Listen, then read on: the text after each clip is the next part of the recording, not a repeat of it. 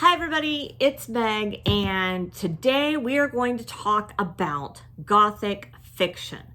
Now we're not going to talk about highbrow Gothic fiction. Ooh, I've got a big shadow going on. It's kind of Gothic, isn't it? We're not going to talk about Dracula or Wuthering Heights or Mary Shelley's Frankenstein.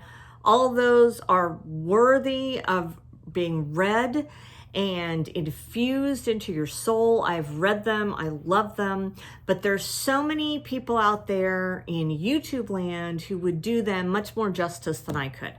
What we're going to talk about today is one of my addictions, and one of my addictions is cheesy Gothic fiction. This is some pretty cheesy stuff here, and we're going to talk about it. Sorry about the shadow. I tried to move around, because of the glare that I always get on my glasses, but I can't ever seem to get it right, can I? Well, first off, we're going to start out with a cocktail, because I don't know about you, but it's hotter than blue blazes in October here in Okie Dokie. So we're going to make ourselves I've dubbed it either the poor woman's or the lazy woman's or the lazy poor woman pina colada. So here I have a little bit of rum, a little bit of rum in there, and I have my cup with ice, and I couldn't find a stir, so I'm using a half teaspoon. What are you gonna do, right? Because I'm a poor lazy woman. So I put my rum in there. That's a lot of rum. That's gonna be rough. Anyway, and then Waterloo pineapple water. If you guys haven't discovered Waterloo, you are missing out. It's the best stuff in the world. So we're going to add that. We're going to mix it with our ice. And then, yumzo, it's just like a cheesy, cheap pina colada. It is. It's just exactly like that. So if you want to have a party, have some friends over, and you don't want to spend a lot of money, and maybe you don't have a lot of friends, or you're not worried about impressing too many people, what's the drink for you? Okay, here we go. Let's take a sip.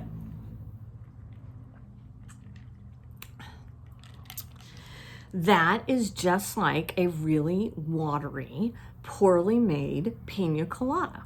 But it'll do in a pinch. Mommy's little helper. So let's get started with some cheesy Gothic fiction. Let's talk about what it is, what it isn't, why I love it so much, and why hopefully you will love it also. Okay, so starting off, what is Gothic fiction? Now, Gothic fiction is a particular genre of fiction, and it has some staples in it. You're talking usually a castle. Castles are big in Gothic fiction, or older home, abandoned house, something like that. You've got a supernatural element to it. It doesn't always have to be real supernatural. It can be, kind of the Scooby-Doo supernatural, where you think it's supernatural and then you find out that it's old man Willis or something like that at the end. They're very obsessed with the past. When you're reading these stories, something has happened in the past that is still affecting the present, and our main character will not be able to move into the future goals, future whatever, until she resolves the past. So the past is a huge element of this. Also, a lot of intense emotion. These heroines often, you might want to suggest to them that they maybe need a mental health day. I'm not trying to downgrade that, because, you want to be sensitive to everyone, but after a while reading some of these cheesy Gothic fictions, you're like, oh, honey, you need to talk to someone. But anyway, so let's get right into it. I have some cheesy Gothic fiction that I've had for a long time that I want to tell you about. And then I went to my used bookstore today. I'm going to move my hair out. Sorry, I know that's irritating to people. Sorry. So I went to my used bookstore today, and I found so many fantastic new books that I'm going to read. and that I'm hopefully going to convince you guys to read too. So, how do you become a cheesy Gothic fiction addict? Well, here's the first thing that you need to do. The first thing that you need to do is you need to remember that these books that you will be finding are written in around between like 59 and like 75. So when you're looking at the copyright date, if you're past, let's say 1978, you're not really getting a good one. So check the copyright date. You want to do late 50s to early 70s. I personally have a rule that unless it's really compelling, I don't even pick it up if it's copyrighted 1973 or later. It's not going to be cheesy enough. It's going to be a little bit too gritty, and I want it to be cheesy as opposed to gritty. Maybe I should define what cheesy is to me, because I suppose we could all have different interpretations of what it is. But cheesy Gothic fiction to me is you've got the same elements of Gothic fiction, but it's just ridiculous. I mean, it's very ridiculous. It's, like if you're reading Frankenstein or you're reading Dracula, you can get a lot of motifs. You can get a lot of metaphors. You can get a lot of, blood is life, and, he's trying to take life and everything like that. When you're reading these babies, nope, nothing like that. And I love that because my life is complicated and busy.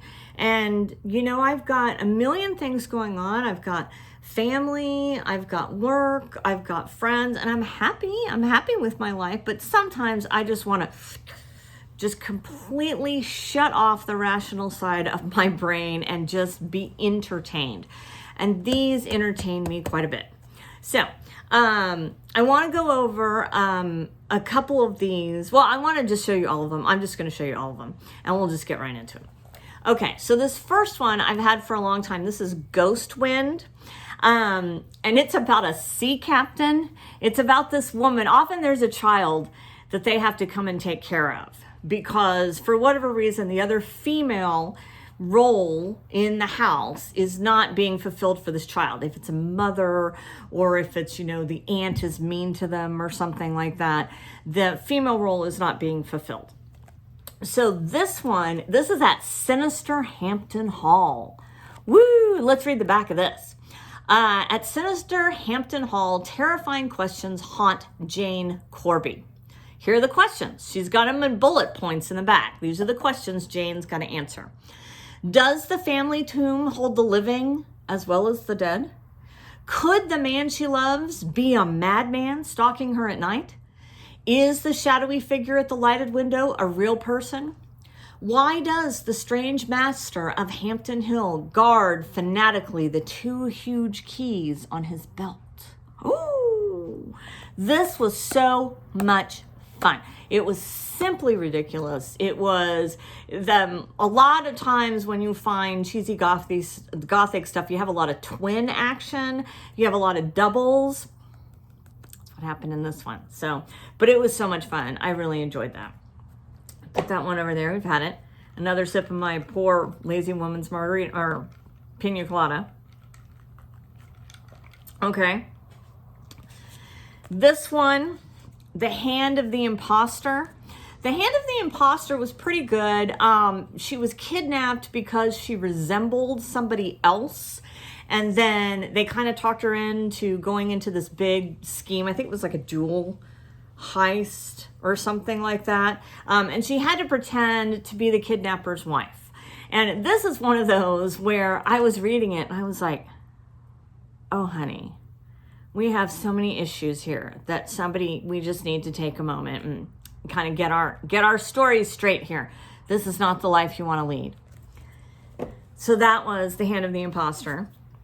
Colors of Death was simply bizarre This was about, so again, you had the doubles. You had the young woman, and it was like a ranch kind of setting.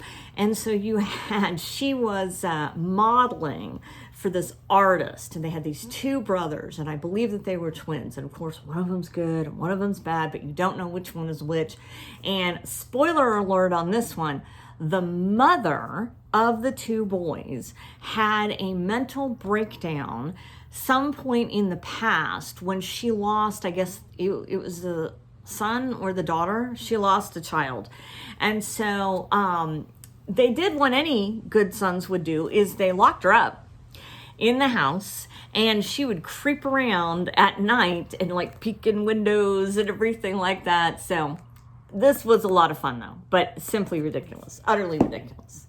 I hope when I go around the bend, my kids don't lock me up anywhere. But I guess what am I going to do if they do? Maybe I deserved it. Nobody deserves to be locked up. Okay, so the braiding collection, I have to admit that I got this one with high hopes. This one was it about jewels?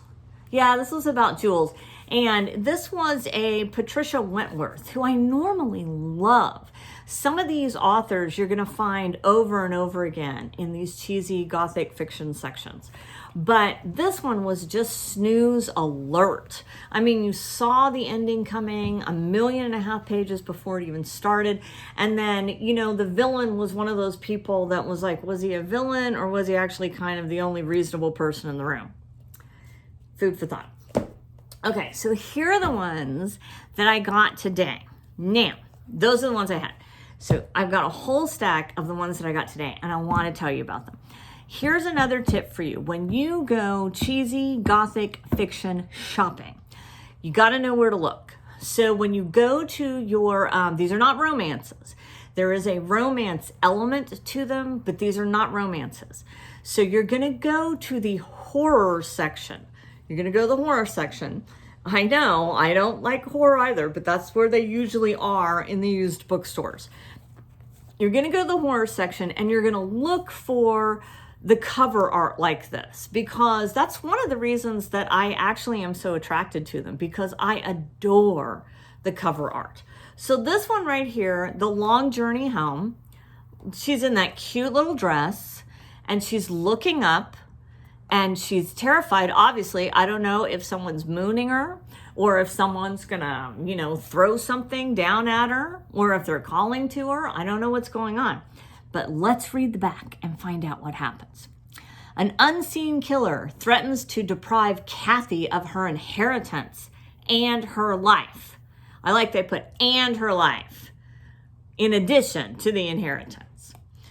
Though she knows no one at Fountain Hall, the forbidding mansion she inherited from her late husband, Kathy Thornwaite, that's a name, goes to live there so her unborn child will receive his rightful inheritance. Oh, so she's preggers. She doesn't look preggers in that picture, but maybe she's hiding it well.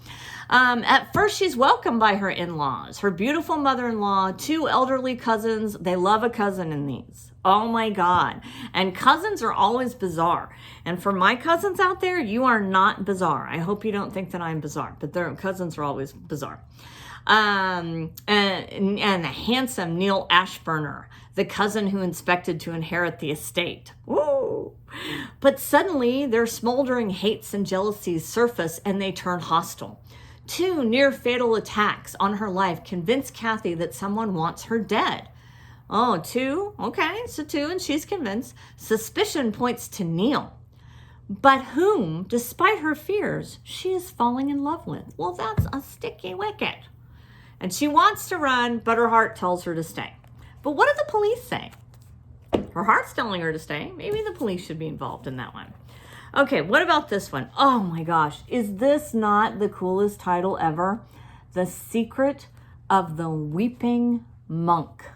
Love it. I love it. And look at her. And she has, I love this little addition here to the cover art. Can you see that? I don't know if you can see it. But she's got her cardigan.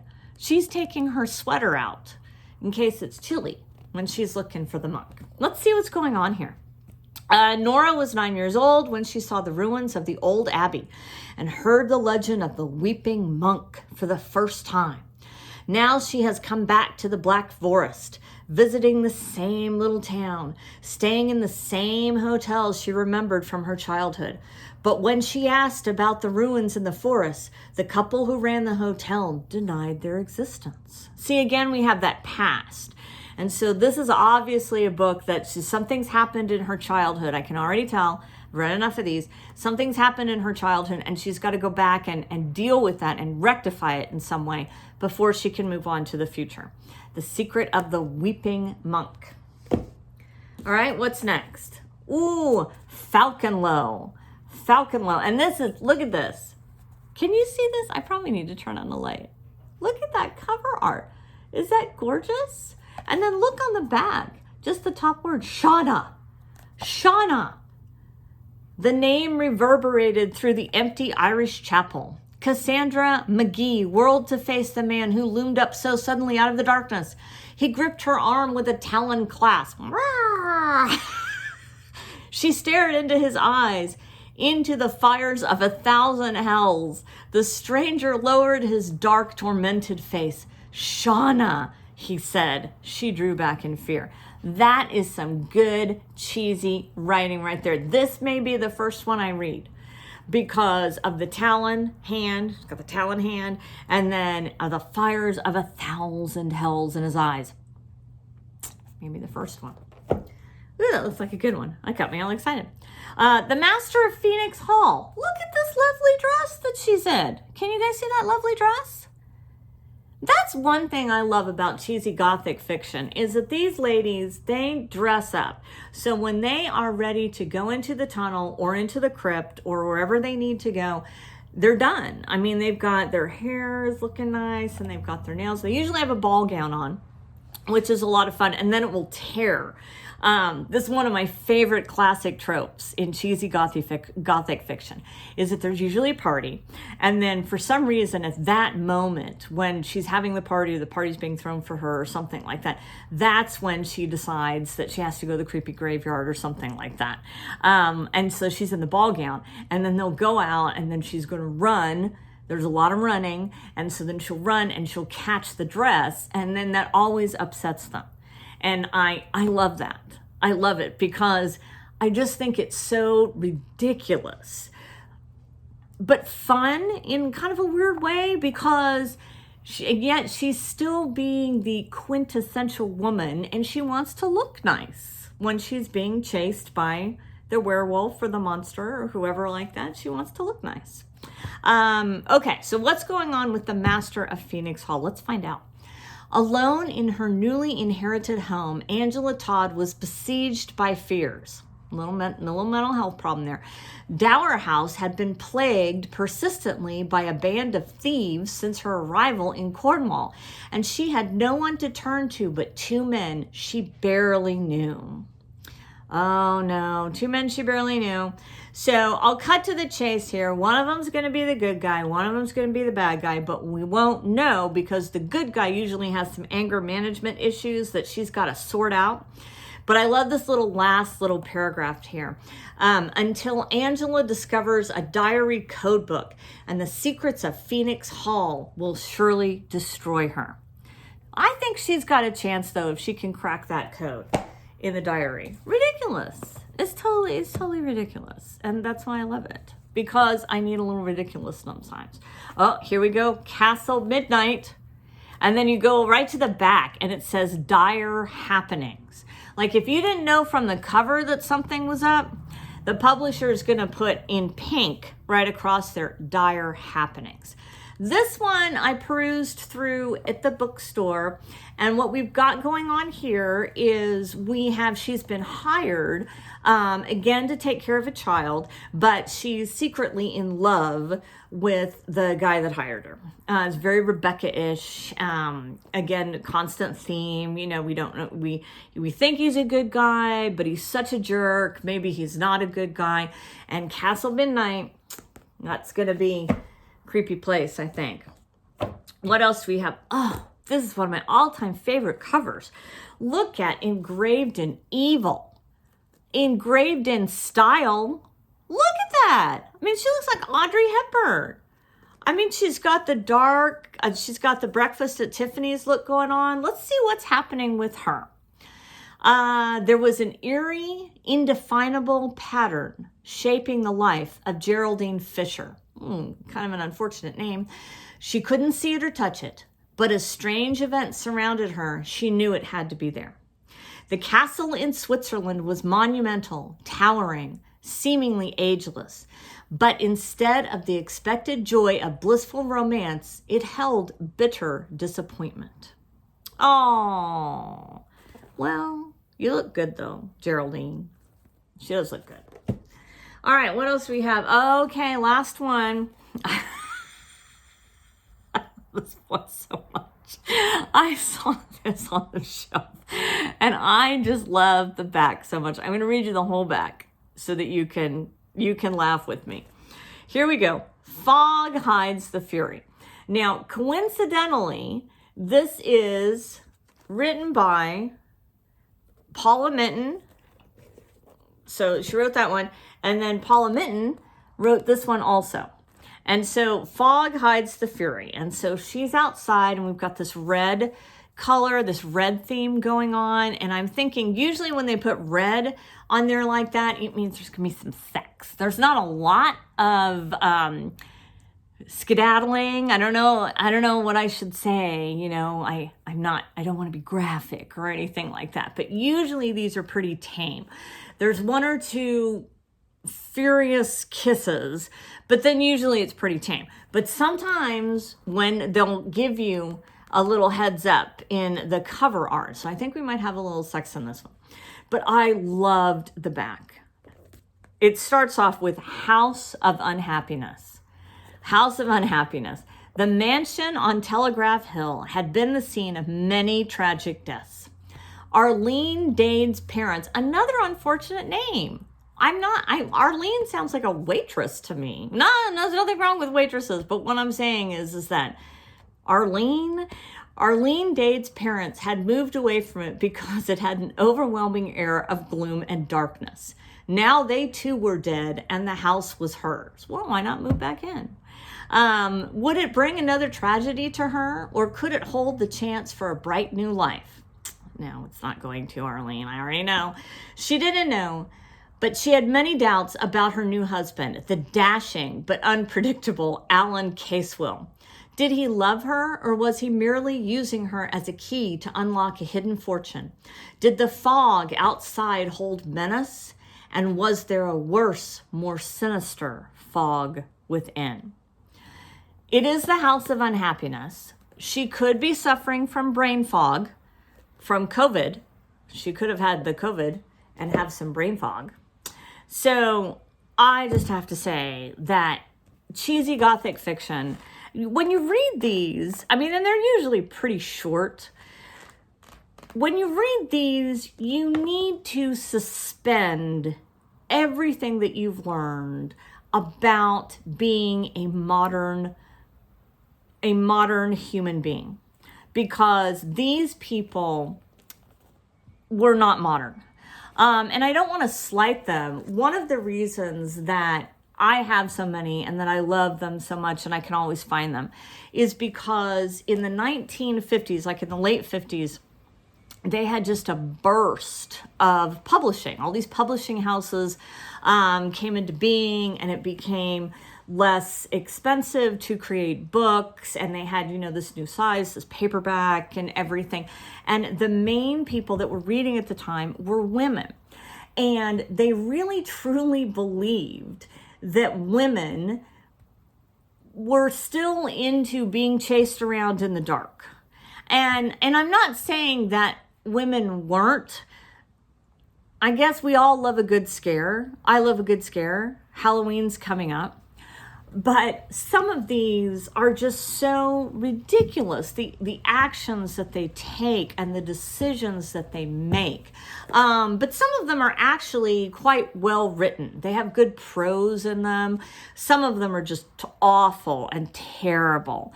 The one that was Colors of Death was one of the worst written books I'd ever read. It was just ridiculous. The dialogue was ridiculous and everything. But it was so much fun. I don't know exactly how to explain it other than to say it's a guilty pleasure. It's a guilty pleasure that doesn't hurt my liver or make me gain weight. So what's wrong with that is what I have to say. All right. I'm going to close it out.